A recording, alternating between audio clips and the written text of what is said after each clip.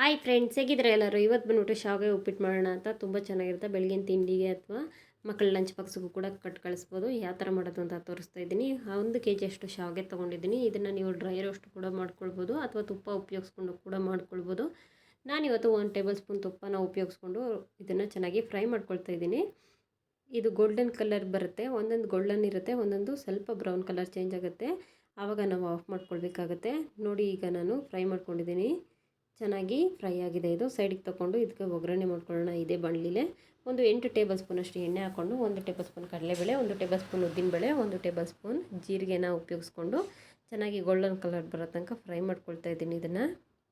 ಇದಕ್ಕೆ ನೀವು ಒಣಮೆಣಸಿನ್ಕಾಯಿ ಅಥವಾ ಹಸಿಮೆಣಸಿನ್ಕಾಯಿ ಎರಡರಲ್ಲಿ ಒಂದು ಉಪಯೋಗಿಸ್ಕೋಬೋದು. ನಾನಿವತ್ತು ಒಣಮೆಣಸಿನ್ಕಾಯಿ ಉಪಯೋಗಿಸ್ತಿಲ್ಲ. ಹಸಿಮೆಣಸಿನ್ಕಾಯಿನ 7 ಹಸಿಮೆಣಸಿನ್ಕಾಯಿನ ಕಟ್ ಮಾಡಿ ಹಾಕ್ಕೊಂಡಿದ್ದೀನಿ.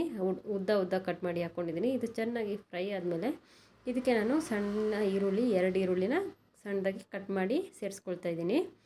ನೀವು ಒಂದು ಬೇಕಿದ್ರೆ ಒಂದು ಉಪಯೋಗಿಸ್ಕೊಳ್ಬೋದು. ನಿಮಗೆ ಮನೆಯಲ್ಲಿ ಎಷ್ಟು ಜನ ಇದ್ದಾರೆ ಕ್ವಾಂಟಿಟಿ ನೋಡಿಕೊಂಡು ನೀವು ಉಪಯೋಗಿಸ್ಕೊಳ್ಳಿ. ಈರುಳ್ಳಿ ಚೆನ್ನಾಗಿ ಸಾಫ್ಟಾಗಿ ಬೇಯೋ ತನಕ ಫ್ರೈ ಆಗಲಿ. ಈರುಳ್ಳಿ ಎಣ್ಣೆಯಲ್ಲಿ ಚೆನ್ನಾಗಿ ಬೇಯುತ್ತೆ. ಇದಕ್ಕೆ ನೀವು ರವೆನ ಉಪಯೋಗಿಸ್ಕೊಂಡು ಕೂಡ ಮಾಡ್ಕೋಬೋದು. ರವೆನ ಉಪಯೋಗಿಸಿ ಮಾಡ್ಕೊಳ್ಳೋದ್ರಿಂದ ನಿಮಗೆ ರವೆ ಉಪ್ಪಿಟ್ಟಾಗುತ್ತೆ. ಈಗ ನಾನು ಟೊಮೆಟೊ ಸೇರಿಸ್ಕೊಂಡಿದ್ದೀನಿ. 1 ಟೊಮೆಟೊನ ಇದಕ್ಕೆ ಕಟ್ ಮಾಡಿ ಸೇರಿಸ್ಕೊಂಡಿದ್ದೀನಿ. ಅದಕ್ಕೆ ಚೂರು ಉಪ್ಪು, ಚೂರು ಖಾರ, ಅರಿಶಿನ ಪೌಡ್ರು ಕೂಡ ಸೇರಿಸ್ಕೊಂಡಿದ್ದೀನಿ. ನೋಡ್ಬೋದು ನೀವು. ಇದು ಚೆನ್ನಾಗಿ ಫ್ರೈ ಆಗಲಿ.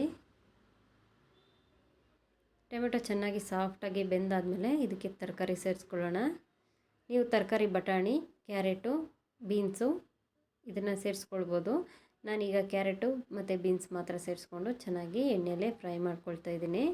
1 ಕಪ್ಪು ಶಾವಿಗೆಗೆ 1.5 ಕಪ್ನಷ್ಟು ನೀರನ್ನ ಉಪಯೋಗಿಸ್ಕೊಳ್ತಾ ಇದ್ದೀನಿ. ರವೆ ಆದ್ರೂ ಅಷ್ಟೇ 1 ಕಪ್ ರವೆಗೆ 1.5 ಕಪ್ ಅಷ್ಟು ನೀರನ್ನ ಉಪಯೋಗಿಸ್ಕೊಳ್ಬೋದು. ನೀವು ಬೇಕಿದ್ದರೆ ಬಿಸಿನೀರನ್ನು ಕೂಡ ಉಪಯೋಗಿಸ್ಕೊಳ್ಬೋದು. ಬಿಸಿನೀರು ಉಪಯೋಗಿಸೋದ್ರಿಂದ ಬೇಗನೆ ನಮಗೆ ಅಡುಗೆ ಅನ್ನೋದು ರೆಡಿ ಆಗಿಬಿಡುತ್ತೆ ಮತ್ತು ಚೆನ್ನಾಗಿರುತ್ತೆ. ಅಂದರೆ ಏನು ಹೇಳ್ತೀವಿ ನಾವು, ಈಗ ತಣ್ಣೀರು ಹಾಕೋ ಬದಲಾಗಿ ಬಿಸಿನೀರು ಹಾಕ್ಕೊಳ್ಳೋದ್ರಿಂದ ನಮಗೆ ಚೆನ್ನಾಗಿ ಸಾಫ್ಟಾಗಿ ಬೇಯುತ್ತೆ ಮತ್ತು ಉದುರು ಅನ್ನೋದು ನಮಗೆ ಒಂದಕ್ಕೊಂದು ಅಂಟ್ಕೊಳ್ದಿರೋ ಇರುತ್ತೆ. ಈಗ ನಾನು 1 ಕಪ್ಪು ಶಾವಿಗೆಗೆ 1.5 ಕಪ್ನಷ್ಟು ನೀರನ್ನ ಉಪಯೋಗಿಸ್ಕೊಂಡು ಈಗ ಕುದಿಸ್ಕೊಳ್ತಾ ಇದ್ದೀನಿ. ನೀವು ಯಾವುದೇ ಕಪ್ಪಲ್ಲಿ ನೀರು ತೊಗೊಳ್ತೀರೋ ಅದೇ ಕಪ್ನಲ್ಲಿ ಶಾವಿಗೆನ ತೊಗೊಳ್ಳಿ.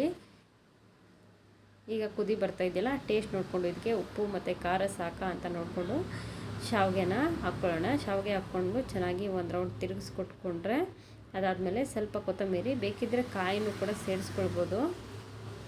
ನೀವು ರವೆ ಆದರೆ ಕೈ ಬಿಡ್ದಂಗೆ ತಿರುಗಿಸ್ಕೊಂಡು ರವೆನ ಬಿಟ್ಕೊಳ್ಬೇಕಾಗತ್ತೆ. ಇದನ್ನು ಒಂದು 10 ನಿಮಿಷ ಬಿಟ್ಟರೆ ನಿಮಗೆ ರೆಡಿ ಆಗಿಬಿಡುತ್ತೆ. ನೋಡಿದ್ರಲ್ಲ, 10 ಮಿನಿಟ್ಸ್ ಬಿಟ್ಟು ಇದನ್ನು ಓಪನ್ ಮಾಡಿ ನೋಡಿದಾಗ ಈ ಥರ ಇರುತ್ತೆ.